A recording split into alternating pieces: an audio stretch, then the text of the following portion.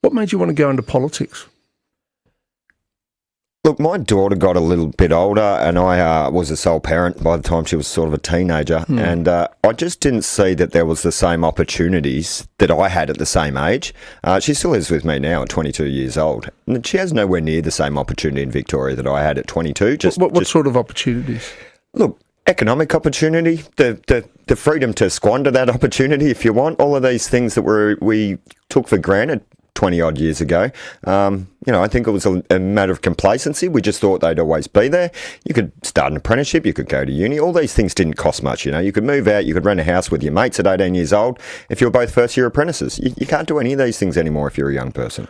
So do you think if the popularity of One Nation continues and you win quite a few seats in the parliament, do you think you can turn that around? Yeah, absolutely we can. Yep. What would you do? Look, we need to lean into the expertise that we already have. Look back at things that have worked in the past and look where things have gone wrong now. I think, we know economically we are really struggling.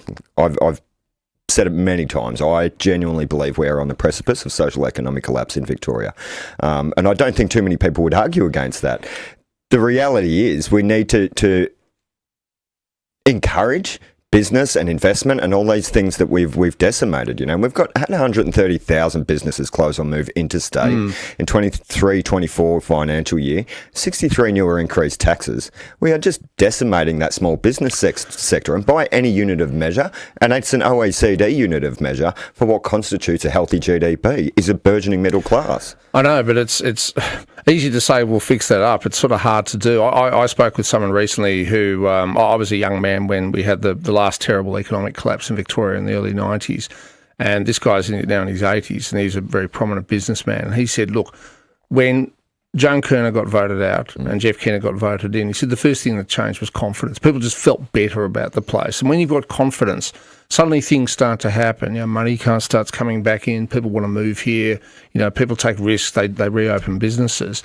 I suppose the big thing for you is your aim as One Nation to try and win government yourself, or do you accept that you probably will have to do some sort of a deal with the coalition, with the Liberals and the Nationals in this state?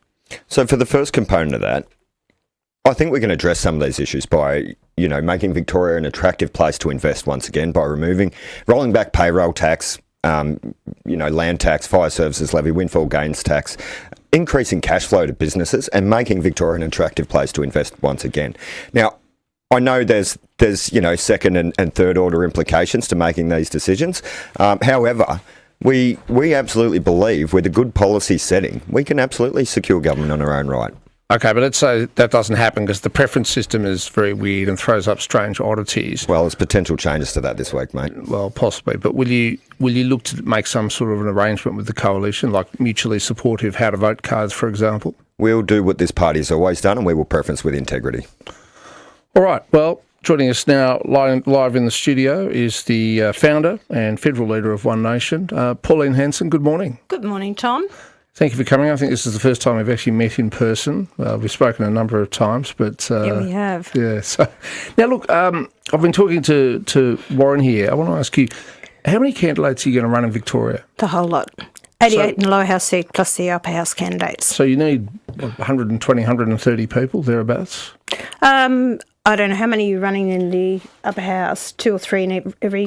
We think we're going to put 4 in the regions, to be honest. 4 in the, All right, so north of 100 people. About 122, I believe. So anyway, yeah. Have you got all those candidates lined up yet? Yeah, we had 1,200 expressions of interest for the Victorian state election. We've had 1,500 so far for the federal election. So people out there wanting to stand for us. I was shocked yesterday. The guys told me we had a lot of applications from people who were former police officers. That is interesting. Yeah. Are they people who in the past might have been coalition supporters or maybe Labor supporters who have changed their mind about the major Pauline, parties? the upper house, she was former Liberal Party. She said Liberal Party deserted her. I hear it all the time. Even from Labor Party as well, members, people who have always voted Labor Party are over the Labor Party. They don't want it anymore.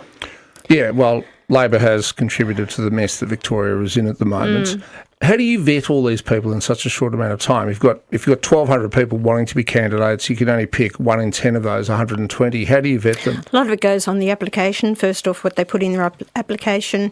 We've got a system now, a new system that we've put in. It basically goes through everything to do with them.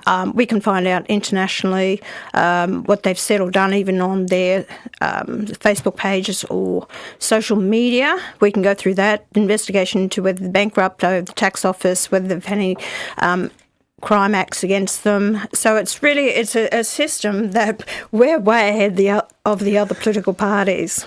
Now, Warren, I want to ask you, obviously I've looked at One Nation's policies federally, but this is a Victorian state election that's coming up, and Victoria's got its own, they're not unique, but they're issues that are very relevant down here.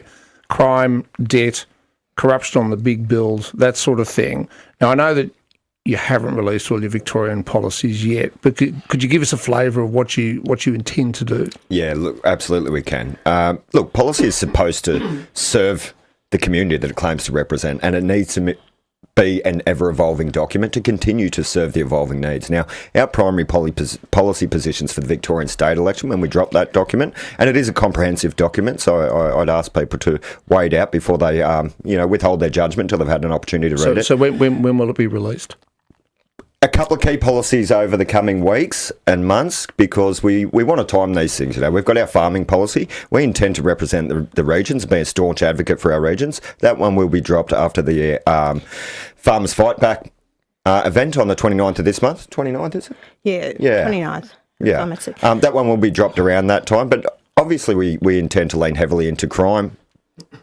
We want to make, firstly, bleeding heart judges accountable for these second-time offences. We've got to get rid of this tag and release program that's just making Victorians feel unsafe. There's a couple of other ones. We've initiated a few very key ideas that won't be expensive. They'll be cost-effective measures to get police back into our stations, and I think Victorians will be very impressed with those.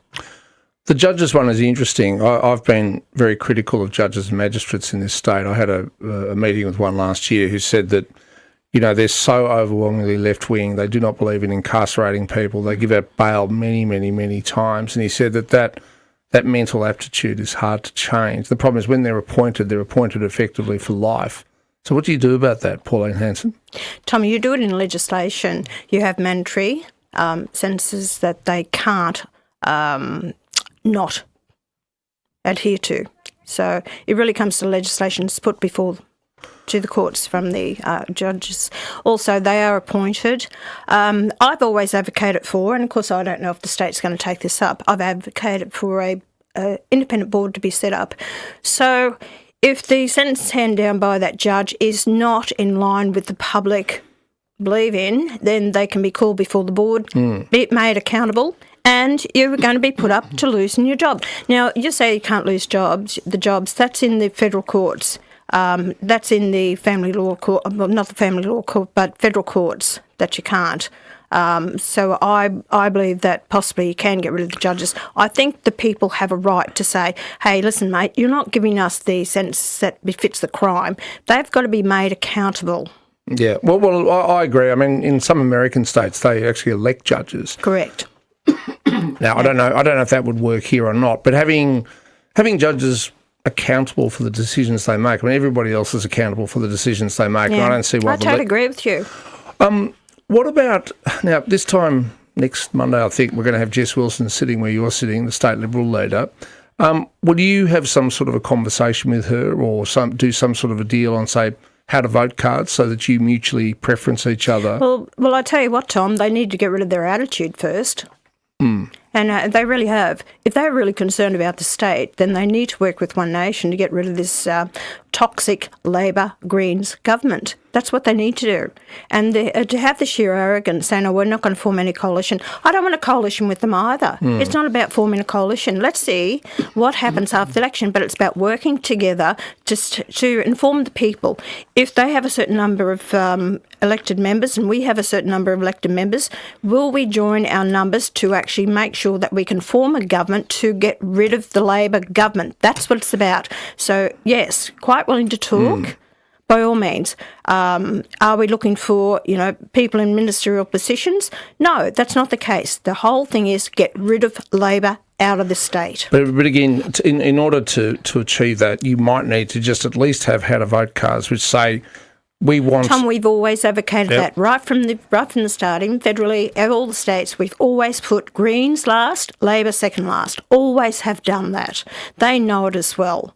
But they just have this attitude about it. Get rid of the arrogance, Jess, right? And start realising what's the important thing for the state is the people out there. They want change. They desperately need change. They're crying out for it. One outcome, which is mathematically quite likely, is that between you and the coalition, you do have enough seats to force Labor out. You could conceivably, you being One Nation, have more seats than the coalition. If that occurs, would you, Warren, seek to become Premier of Victoria? Absolutely. So you'd make the coalition the junior partner? Absolutely. Would you share... That would be the will of the people that voted, Tom. Well, it would be. But let's say you had to govern with the other coalition, being the Liberal Nationals. Would you share some of the ministries and things, or is it too soon to be thinking about stuff like that? That is broader picture, mate. So far down the track, we're not even there yet. We Not that far down the track. I know, but we need to earn the trust of Victorians for the next 4 months before we even start to consider things like that. We have gone as far as considering things like who we'd want to have in our senior ministerial advisory positions and things like that. So if that eventuates, we are on the front foot there. But yeah, as far as coalition partnerships and whatnot go, and ministerial distribution, we're not there yet. Because I think people want to know. Let's just say this does eventuate, and you're the biggest single party post the election in the Victorian Parliament. Who will be the Premier? That'd be you, Warren. Who might be the Treasurer? Who might be the Energy Minister? Who might be the Law and Order Minister? Like, these are all important things, and I think people would want to know ahead of time who are going to fill these ministerial positions. Well, it's really an unknown, isn't it, at the moment? We really don't know what's going to happen out there and who's going to win it. So why would you go around? You've got more candidates than what you have positions in the Parliament anyway. So wouldn't it be best to actually see who actually wins it? There's people in here, we've got criminal lawyers that's come on board. We've got a policy in Pauline Hanson, who's actually right across education. She'd be absolutely fantastic in that role. So if we get education, it'll definitely be Pauline Hanson. So, there are people there who can take on those positions. But I'm not going to second guess and say you're going to be this. With the other candidates coming forward, you've got to see who's going to win the seats. And the same is with the coalition. Yes, they've got seats in Parliament now, by all means. Have they got the right people? And what I will not put up with, and I don't accept, is tokenism. We've got to get the right people into those positions with the experience and expertise and knowledge in those areas. I'm sick of tokenism that we see from the Labor Party, putting women into positions that shouldn't be there. You're making decisions for this state, and I see it federally, that you have no idea what you're talking about. You listen to the bureaucrats, feed you a load of BS, and then we're stuck with what, at the end of the day, rubbish that's the people have to soak up. And I suppose you yourself are proof that you don't need tokenism to have women in Parliament. Well, correct. I haven't. Look at me. I'm the only female in my party on the floor of the Senate. I don't mind it. I don't care. But I've got good men around me who know how to do the job. Now, at your, I guess it was a press conference, or was it Tom, I'm going to finish up. These women jumping up and down out there. I am no way in the wide world putting women down. And I've seen, because my daughter, she's spot on and should be on the floor of Parliament. So we have fantastic women out there that I think a lot are underestimating themselves. And I've been here in Victoria. A number of people came up to me last night, women said, "You have inspired me. I'm going to now look at running for politics." I said, "Good on you." No, my mother was a state parliamentarian here in Victoria for a decade, and she was dead set against quotas for women. She said, everybody should be appointed by merit, irrespective of gender, and that was, I guess, a viewpoint she passed on to me. Now, last night, I don't know if it was a party launch or a press conference, but you banned certain media organisations from attending. So I think the ABC, The Age and The Guardian. Is that something you're going to continue with? Just say to them, you are not welcome at One Nation events? Tom, I did it in 1996 for 9 months with the ABC. And finally, they started, doing fair reporting. It won't be forever and a day, but it's like putting out a message. Give us a fair go. Don't twist and with your opinionates and cutting what I say down to just this little snippet and putting out the wrong message. This is so important to each and every one of us, myself and all the candidates here that are standing. We want just fair reporting. And I have found that these three are not prepared to do it. They're left-leaning, like your judges, and they're so opinionated. I'm not interested. We've got a job to do representing the people of this state. For what it's worth, I mean, the Labor Party pretty much has excommunicated me. Like, I struggle to get state Labor ministers. Every now and then one will come on, federal ministers. So, the ban seems, in my view, to go both ways. What about Ben Carroll? Is he going to shift the needle at all for the Labor Party, Warren? Look, I don't think it's of any consequence to us at all, who leads that party. At the end of the day, there's too many variables between now and November with respect to the other parties and the dynamic within the state at the moment anyway, economically. Now, I think his efforts to rebrand the party were absolutely necessary. I think that they stood absolutely zero chance at all prior to that. But look, he genuinely seems to want Victorians to forget that he was Jacinta Allen's co-driver as they drove this economy off a cliff the last few years. Yeah, the latest opinion poll suggests that the needle hasn't moved since he was appointed. We had a call before the news from Paul, I think it was, wanting to know your opinion on the treaty here in Victoria. Now, the coalition has said they'll scrap it, but mate, day one, week one, day 1, week 1, we'll be rolling back the First Nations Assembly in Victoria. It's undemocratic and it divides us by race. We didn't ask for it. In fact, we voted against it, and it's going to cost us an estimated 70 million a year, but that's a projection. We know that'll blow out. I think it's more than that. I think it's north of 100. Yeah. Pauline, you traditionally have not spent a lot of time in Victoria. Your party strength has been Queensland and parts of New South Wales and so forth, I guess WA as well. How do you find Melbourne and Victoria now that you're spending more time here? Does it seem different to you? Are you finding that people are receptive to the message you have to offer?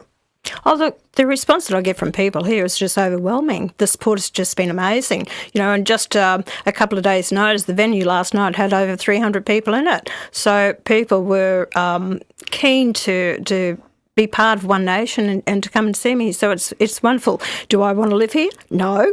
Do I want to come? Too cold? It's cold. Yeah, it's too cold for me. So I'm not a city person. I love the country. So I won't be putting up your house prices in Victoria by coming down here. And I'm sure there's a lot of people out there grateful for the fact I won't be in Victoria. Another question I had off air from an email was, Warren, which football team do you barrack for? Don't even ask. I had this discussion with your staff on the way in, mate. Bombers support from way back. Bombers, yeah, world of hurt. And Pauline, non-Victorian politicians or politicians from non-football states have a terrible record. Like I remember Tony Abbott actually decided to support Essendon and he tried to do a handball and he looked stupid. Paul Keating thought he'd pretend to be a Collingwood supporter. It looked stupid. Don't ask me. I don't follow any. I don't even know a footballer's name. I know Darren Lockyer and I know Wally Lewis. It's not football. Daly. So anyway, well, there you go. I don't even follow you. Going back to the rise of your party, my own interpretation is that people are fed up with the historical major parties. They look at Labor and say it's the same old, same old. We get higher taxes, we get lower growth, we get a huge growth in the public service. They look at the Liberals, particularly the federal Liberals. They keep swapping leaders: Peter Dutton, Susan Lee, Angus Taylor.